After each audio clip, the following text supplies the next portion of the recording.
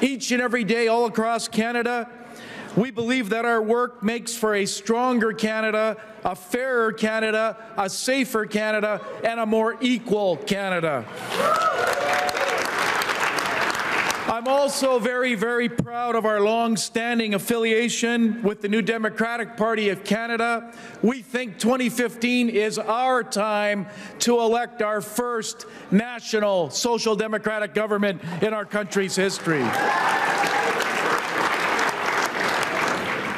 Harry Leslie Smith was born in Barnsley, South Yorkshire, 92 years ago.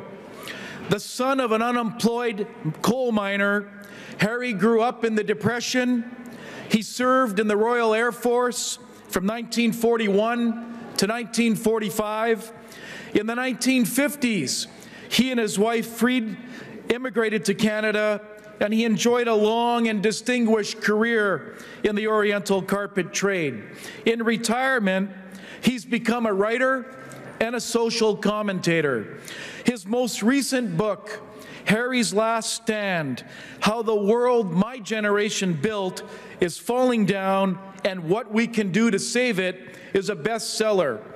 Last September, his speech at the UK Labour Party's national conference went viral. His words evoke thought and passion, and they are a call to arms for our generation to stand up for what we believe in.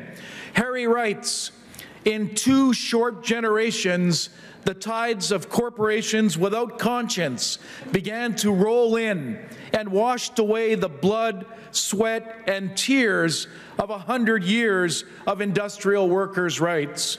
Now a nation that once had the courage to refigure society, to create the National Health Service and the modern welfare state, elects governments that are in lockstep with big business, whose overriding pursuit is for profit for the few at the expense of the many." Our next speaker would have agreed with Charles Taylor this morning.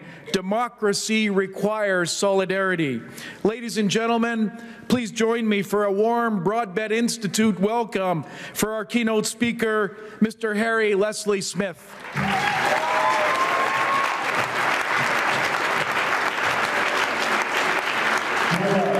My name is Harry Leslie Smith. I regret I cannot be with you today in Canada for the important Broadbent Institute Summit on building a better Canada. My name is Harry Leslie Smith. I had been looking forward to joining you in Ottawa. I regret I cannot be with you today in Canada. Was called away unexpectedly. Broadbent Institute Summit on building a better Canada. I had been looking forward to joining you in Ottawa, but was called away unexpectedly into Britain to work in the important election campaign currently underway in this country. I look forward to being back in Canada soon to get to work on the Canadian federal election.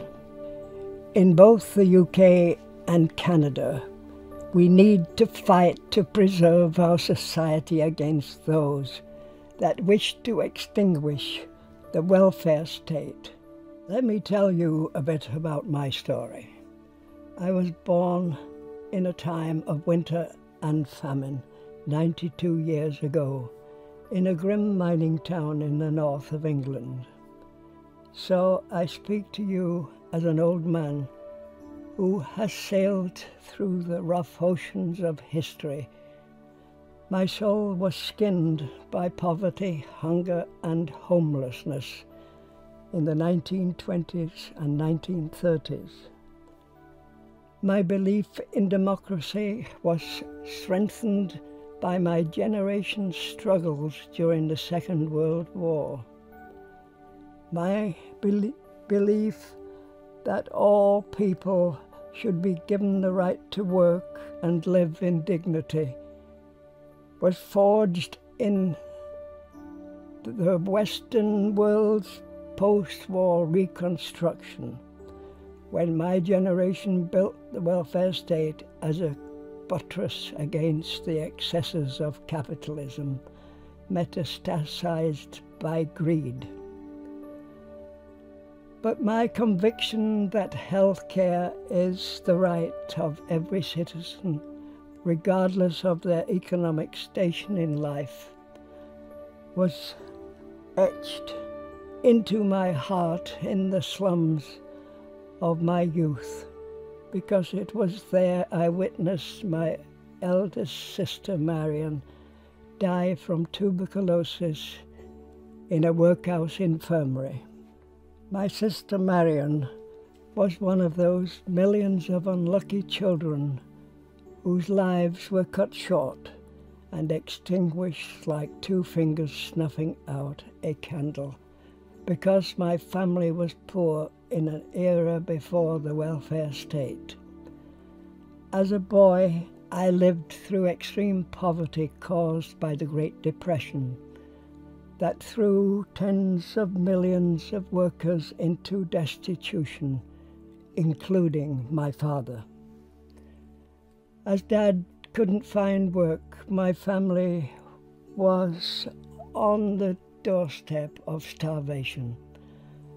So I foraged through garbage bins for my tea like an animal. I was forced, like millions of other children, to become a child laborer at the age of 7. While children of the well-to-do played games, I worked to be a barrow and delivered ale down despair-filled cobbled streets to the impoverished who longed for a short respite from their diminished lives. Lives that were being suffocated by an unequal economic system that turned my generation feral. But when I turned 18 in 1941, the civilized world was at war with Hitler. Despite the hardship that I endured coming from the working class, I did not shirk from my responsibility, because I knew that Nazism was just as great a threat to democracy as unbridled capitalism.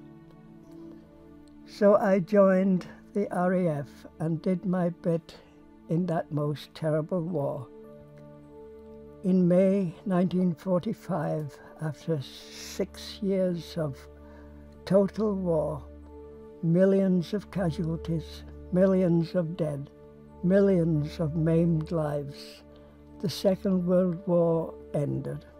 After all that bloodshed, my generation resolved to create a more equal world, a tomorrow that provided a decent future for our children, a world where merit mattered and the class system was history. That world was forged on those fields of Europe. A better tomorrow is also why I came to Canada in the 1950s with my wife. Canada promised a better life for everyone, including its new immigrants. I paid my dues to this new country. I found work, paid taxes, and accepted my civic responsibilities. My hard work was rewarded, and I was able to purchase a home for my young and growing family. In summer, I cut my backyard grass, and in winter, I shoveled the snow from my driveway. It was marvelous to me how far I had traveled from street urchin to respectable middle-class man. Each day, I reminded myself how hard-fought was the road I had taken from the slums to the suburbs. Each day, I gloried in my 3 sons who experienced childhood without poverty or hunger. Yet even then, I understood I was fortunate and owed a debt to my country. I accepted that my tax dollars, along with every citizen's contribution, helped pay for and sustain the nation. My friends, my peers, and my superiors also held this notion of supporting the common good. It crossed political, social, and religious divides because it seemed reasonable and just. Back then, everybody knew somebody who had died in the war or suffered during the Depression and knew the brevity of life. Today, however, as I reach the end of my time, I find that we are returning to the blackness of the 30s. The evening streets may be awash in an electric afterglow, but children still go to bed hungry and hopeless. A great many people are being written up in the black book of redundancy, as if they were a waste from the cutting room floor. Too many of us ask for expedient solutions to our society's ills, but want to push the tab down the table. Too many of us read or watch economists, bankers, investment brokers, as if they alone were the answer to our problems in Canada and the Western world. There is one thing I know: the answer does not lie with the Harper government. Their message of austerity and restraint to the 99% and untold wealth to the 1% will return Canada to the dog-eat-dog world of the 1930s. The Harper government has robbed the vulnerable of their benefits to enrich the mighty, and they have snatched from the workers of this country the right to a dignified wage. He has treated veterans with disdain, intimidated scientists, environmentalists, and most importantly, the poor. He is working to eradicate the progressive society that my generation built to protect the vulnerable. Some have called my generation the greatest, but I don't believe that, or otherwise income inequality, poverty, and war would now be exhibits in a museum here in Ottawa. My generation built a strong social safety network. We created universal health care and public pensions, and we built affordable housing and demanded that education was everyone's right. We enacted laws to protect workers' families, our youth, from misfortunes caused by power being concentrated in too few hands. Sadly, my generation's greatest achievement, the welfare state, has become tarnished by the politics of austerity espoused by right-wing demagogues. But if we don't return to the principles of social and economic justice that my generation established through the social safety network, my past will become your future. It is time that this generation take up the challenge and become the generation that rebuilds the progressive state. I am here to tell you to go out and fight for economic and social justice all across Canada. I know we can win this fight because we did it before, and all it takes is perseverance and guts. Together we can build a better Canada, and it starts by electing a real progressive government in this coming election. I hope you will join me.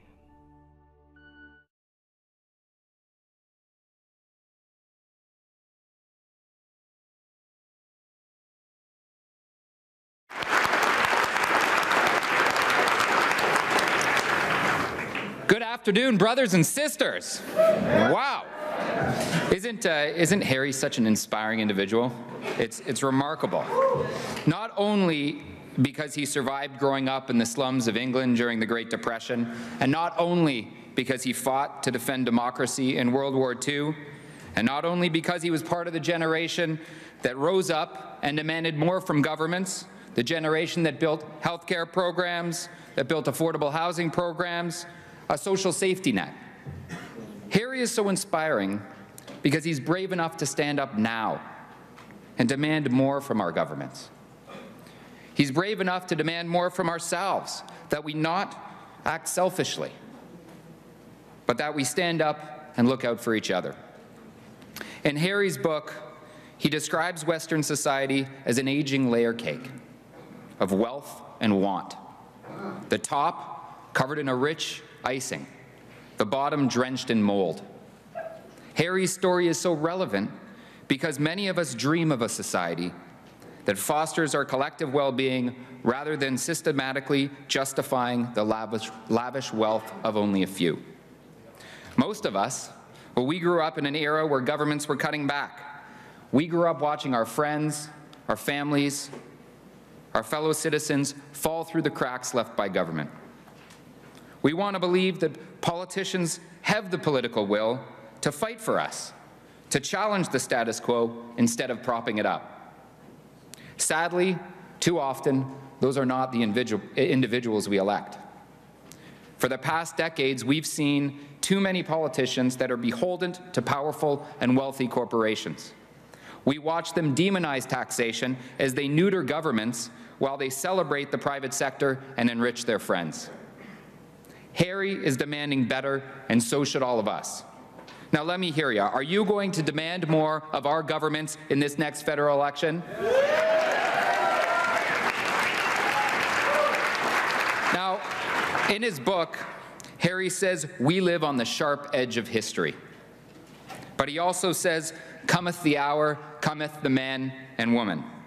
Well, friends, we're here, and so is the hour. This weekend, the speakers, the conversations we've had, the old friends we've reconnected with, and the new friends we've met, these will no doubt result in various collaborations that will strengthen our collective progressive effort. This is the reason to be hopeful. This is the reason that we should all be optimistic. Because when we work together, great things can happen. Now, I should probably introduce myself. My name is Mike Layton, and I'm a city councillor thank you. I'm a city councillor from a municipality called Toronto on the north shore of Lake Ontario. Believe me, it's not what it's all cracked up to be. Once a progressive stronghold, our city continues to battle the destructive austerity and privatization agenda with the election of our second consecutive Conservative mayor, albeit one who's a little smoother, more presentable at parties. Some of you might not know this about me, but my grandfather, Jack's dad, was a member of the parliament with Mulroney, in the Mulroney government. Now, he would have been actually about Harry's age now. His pathway to politics was born out of a desire to serve his community. He briefly served in the military at the end of the war on this side of the ocean, and he was active in his church and in the youth parliament of the day. He worked closely with his blind father to fight inequality for the disabled, helping build the Montreal Institute for the Blind, and being an activist and strong voice in legislatures across the country. My grandfather ran because he wanted to make the government work better for people. He was a progressive conservative, something that my grandmother Doris won't let the current Harper party forget every time they call for their donation, which, of course, they never receive. Now, if my grandma's watching, you just got an applause. Now, while I fell much closer to the proverbial political tree of my dad than I did my grandfather, and sure, my dad and I might have disagreed with Grandpa Bob about how to accomplish the goal, we all had the same motivation, that all of our actions, public and private, should strive to build a better society for everyone. But since my grandfather's time in politics, things have changed here in Ottawa. He wouldn't recognize the political landscape of today's Canada or today's Conservative Party. And he would no doubt be disgraced and ashamed of the character of both. Rather than develop fair policies that hold corporations accountable for their economic and environmental actions, politicians and corporations have become sophisticated and skilled in their efforts to promote fear, hate, and inequality to serve their own ends. Wars waged over resources in the name of peace, bailouts for the rich and austerity for those who already have nothing, environmental degradation to our water, to our air, to our soil, the soil that sustains us, and cuts to the science that monitors those impacts in the name of economic prosperity, but that only enriches a handful. Something has gone terribly, terribly wrong here. Somehow priorities have been turned upside down. So in this election, there's a lot on the line for us. Just like in Harry's time, we need to stand up and fight for what we believe in. We don't want to have to struggle just to keep the little things that we have left to lose. We need to start moving forward again. So friends, let me hear you. In this election, are you going to demand more from our federal politicians? Are you going to work harder than ever before to make this happen? Are you going to be braver and bolder in all of your campaign efforts to make this happen? Fantastic. Now, we all know the root of most social and environmental problems is inequality. Many of us are working on different aspects of the problem, the problems that inequality breeds. One issue very dear to my heart that grows deeper every passing day of inaction is climate change. Because as we suffer through its impacts and storms, through its heat and its ice, it is the most vulnerable who are and will be affected by climate change. The wealthy might escape the storms and famine, but those without money have little choice. Inequality makes climate change a very serious social justice issue that we all must tackle, and like the concentration of wealth in society, it will only grow worse over generations. This government and the government before it have done little to meet our international obligations. Sure, some governments, they might enter into international agreements, but they do little to fulfill the priorities once they've made them. And still others talk about conservation and the environment and even pat themselves on the back when they establish a new national park. But then they subsidize the most destructive industry and project in the world that threatens every species, every continent, and every person on the planet. We need to change that. We are done with empty promises. We are done with empty words and empty commitments. We need to start making progress again. That's why my pledge for progress in this election is to ensure that climate change is front and center in the debate, on the doorstep, and in the ballot box.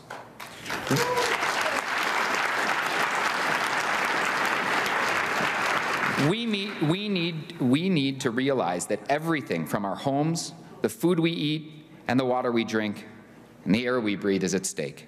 And I won't rest until I've talked to as many people as who will listen to make sure they know what's on the line this election. Friends, are you ready to make a pledge for progress in this election?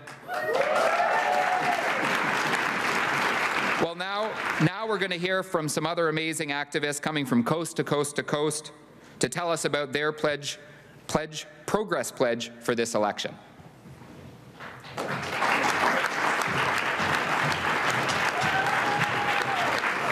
Hello, my name is Sharon Gregson and I work on the $10 a day childcare campaign in British Columbia. In this election year, I'm working with my colleagues in BC and across the country to ensure that childcare is the issue that people decide their vote on. You all know the reality for families with young children in Canada. Far too few quality spaces, parent fees are sky high, mothers are shortchanging their careers, early childhood educators earn poverty wages, commercial childcare chains are growing, and even the Quebec childcare system is under threat. Canada ranks last on childcare, last in the developed countries. But But countries that value children, women, and caregiving make childcare a public good instead of leaving it to fail in the marketplace. Countries that invest in childcare infrastructure realize benefits for children, women, families, and communities. Public investment in childcare pays for itself and creates a more equal society and a more sustainable economy. In other words, childcare is about much more than childcare in this election. It's a proxy for the kind of Canada that we want to live in and raise our families in. The recent Conservative and NDP announcements related to childcare provide two competing views of the kind of Canada that we want for our future. Faced with rising inequality and a weak economy, the federal Conservatives propose an increasingly individualized, pay-your-own-way kind of Canada, where the richest get income-splitting tax breaks and Harper buys off families with checks in the mail. By contrast, Tom Mulcair and the NDP have opened the door for us to collectively create a more equal, family-friendly and economically strong Canada with childcare that costs no more than $15 a day. Women and men like Harry Smith built the systems we cherish today. The systems they built were public policy responses to the economic realities facing Canadians at the time. Systems like K-12, post-secondary, healthcare, libraries, and emergency services. Similarly, building a childcare system is a public policy response to today's realities, realities that affect directly or indirectly the majority of Canadians. Childcare is a transformative and a radical issue in Canada, and it's what we want for a better Canada that includes Indigenous children too. Because our vision of childcare for Canada includes the different history of Aboriginal peoples and their autonomy in how they choose to care for their children.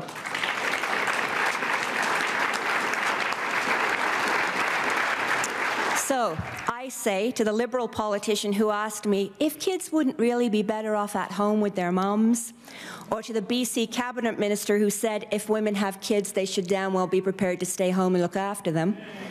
Those are 19th century views, and in the 21st century, Canada's women want real options, and childcare creates that.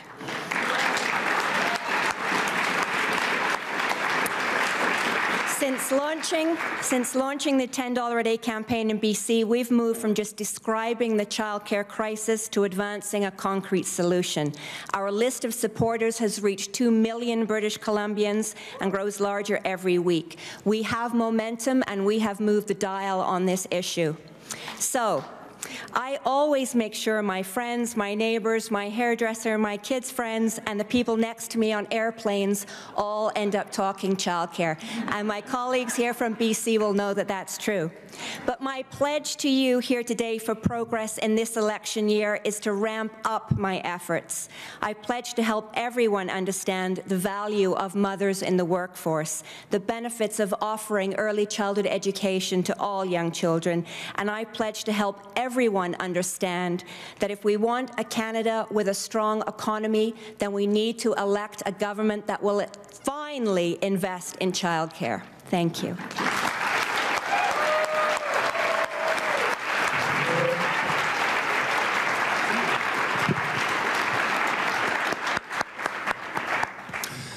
Bonjour, je m'appelle Hans Marat.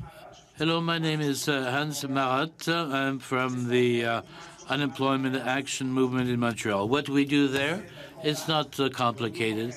We try to fight against unemployment insurance.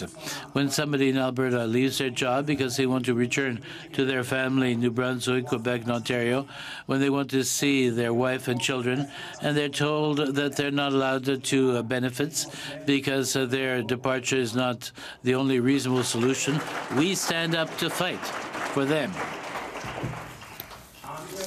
In 1999, you'll remember, the House of Commons voted unanimously a resolution that stated that the Canadian Parliament would end child poverty in the year 2000. We failed. Canada failed. The rate of poverty among children in 1989 was around 16%. Right now, we're at more than 18% child poverty. Why is it like this? Well, it's not complicated. The human being is no longer at the center of our concerns, no longer the priority for our leaders. in unemployment insurance in 1990, more than 80% of people who lost their jobs had the right to a check. Today, after the Mulroney reforms, the Chrétien reforms, Paul Martin reforms, and Steve Martin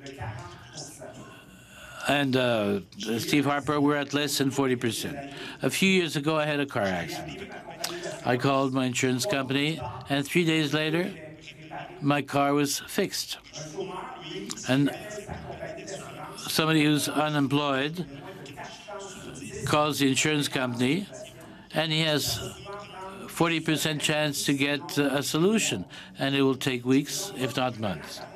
So it's not surprising that when you hear the Minister of Human Resources, Dianne Finley, in 2012, when she spoke of the reform of employment insurance, Dianne Finley says, we want to see to it that the McDonald's of this world will not have to import temporary foreign workers to work and to do work that Canadians who are unemployed could do.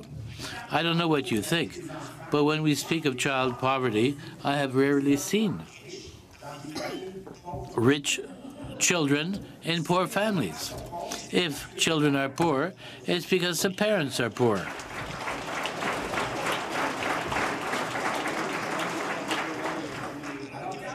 So when I hear that, I tell myself, I have no choice. I have to stand up and fight. My engagement for 2015 is very clear. I will fight. I will wait for Harry's call. I will stand up. I will campaign. I will make thousands of phone calls. I will knock on thousands of doors so that the economy works for human beings and not the other way around.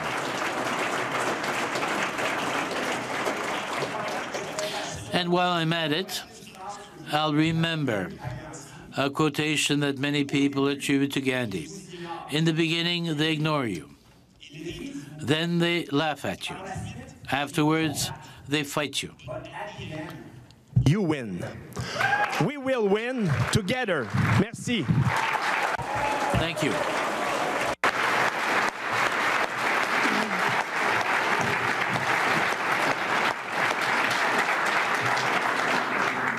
Good afternoon. My name is Katrina Pacey, and I'm. Bonjour, je m'appelle Katrina Pacey, directrice exécutive de la société juridique Pivot. Je vous viens du centre-est de Vancouver, qui est une communauté de compassion qui, dans cette année, demande une fin à des lois qui ne reflètent pas les vrais impacts sur les gens et qui ne respectent pas les droits des personnes.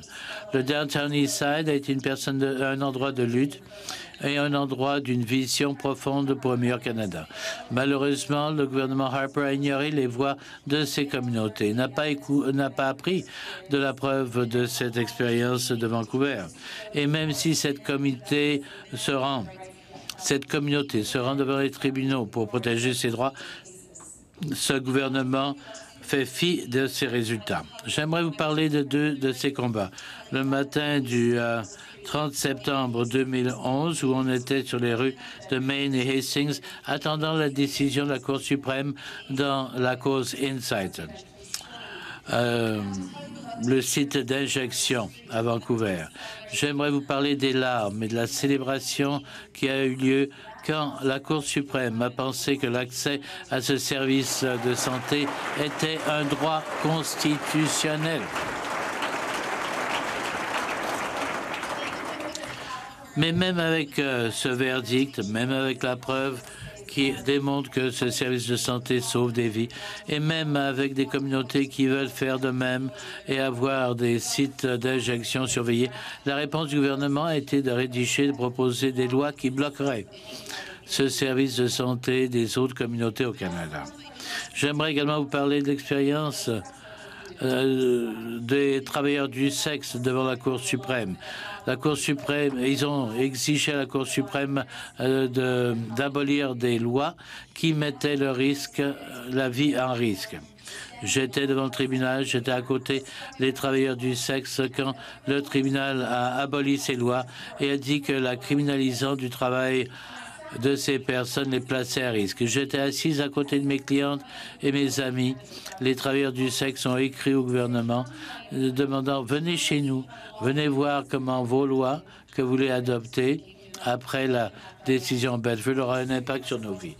Venez sur les coins de rue où nous sommes pour comprendre l'impact de ces lois sur notre santé et sécurité. » Elles ont écrit, le gouvernement n'est pas venu, le ministre McKay n'est pas venu, ses collègues ne sont pas venus, et les travailleurs du sexe font face à plus de criminalisation et à d'autres décès. Cela doit changer. Le Canada doit devenir un pays qui écoute les voix les plus marginalisées. Nous devons être un pays qui respecte la preuve. Nous devons être un pays qui respecte les droits fondamentaux. On ne peut pas accepter que les communautés marginalisées s'adressent aux tribunaux pour être entendues et pour défendre les droits de la personne.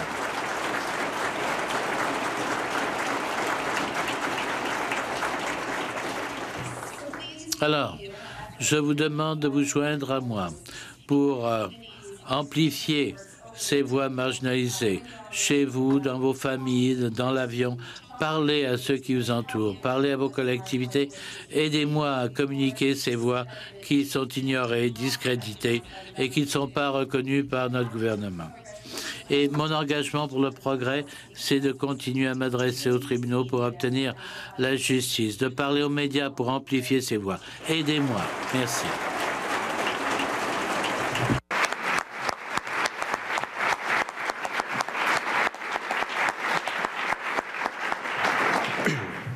Good afternoon. My name is... Bonjour, je m'appelle Kofi Hope. J'ai une organisation qui s'appelle C et cette année, j'appuie les jeunes qui ont besoin de travail. We all know youth unemployment is one of the big issues of our time. In Toronto, youth unemployment is nearly 18%. C's program targets youth who face even higher levels of unemployment, youth who self-identify as Black and live in so-called priority neighborhoods, areas like Jane and Finch, Rexdale, and Malvern.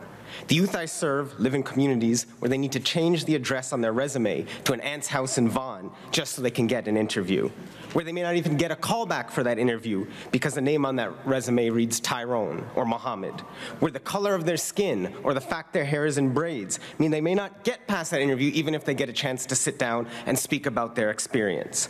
Where over-policing means you don't have the luxury as a young person to get into minor trouble like other young Canadians, not when you're getting stopped every single day by police in the summer.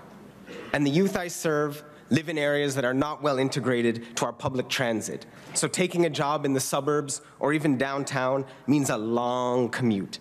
And if you're a young mother having to spend a couple of hours on transit every day with a race to daycare at the end of the day, a daycare where they charge you by the minute for being late, and it's expensive to begin with, keeping that job becomes a real struggle. So we provide targeted programs that give wraparound life supports, coaching, entrepreneurship and life skills training, exposure to networks, and job placements. And we've seen real transformation. I think of one brilliant young woman I saw the other day. I remember when she interviewed for our program, and she said, "I just want to achieve something in my life to show my siblings what's possible." During our program, she lost one of those siblings to gun violence, and she had to juggle caring for a young child and a lot of other barriers. But she pushed through. She finished the program. She now has a steady job, is supporting her daughter, and is just shining. Now, this work can be really tough. There's a lot of struggle, there's a lot of trauma, there's a lot of hardship you see. But it's stories like that that give me hope. And it's programs like this that give youth hope. And I remember I lived in Brixton in 2010, in a community where the young people who didn't feel engagement or hope in their society decided to rise up and burn down parts of London. And I don't want to see us go there in Canada. Yes, the work we do, and we make no apologies about it, is culturally focused. But as I always say, we don't focus on Black youth because of their Blackness. We focus on them because of their humanity. And the fact is, that is being denied because of the fact they happen to be Black.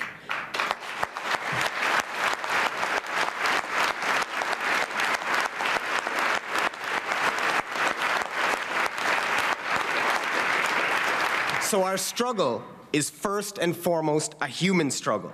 part of the larger struggle for equal rights and justice for all. And it's amazing seeing all of you here today with all of your different struggles. But as progressives, we sometimes get so caught up in our specific issues, in the fight for airtime for our cause, in the fight for funding for our cause, that we lose track of the fact it is one struggle to build a just Canada for all.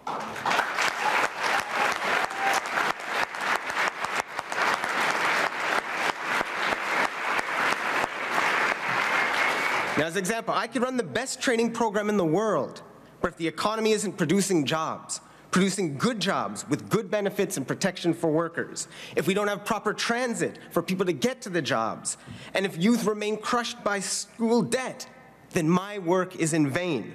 My work has to connect to your work.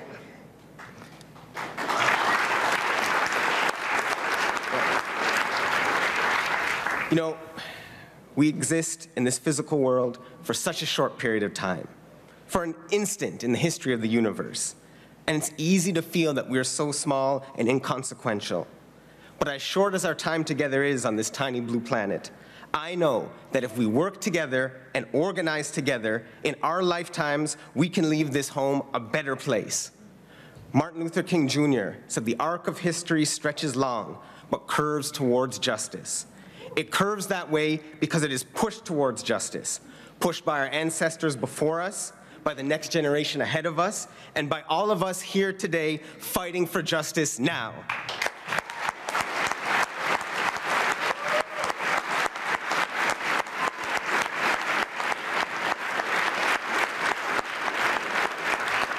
My name is Kofi Hope, and in this election year, my pledge is to continue to be an advocate for people building economic opportunities for themselves.